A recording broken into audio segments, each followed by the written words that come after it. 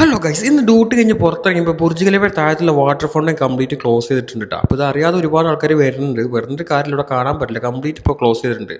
അത് കഴിഞ്ഞാൽ നേരെ പോയിട്ടുള്ള വേൾഡ് ട്രേഡ് സെന്ററിന്റെ ഉള്ളിലോട്ടാട്ടോ, വെറുതെ ചുമ്മാ അങ്ങനെ കറങ്ങാറിയതാണ്.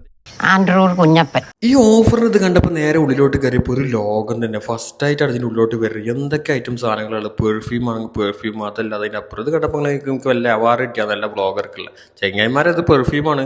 ഇതേ കിടക്കും പാടാന്നൊരു സാധനം, പാടാനല്ല അതും പെർഫ്യൂമാണ്.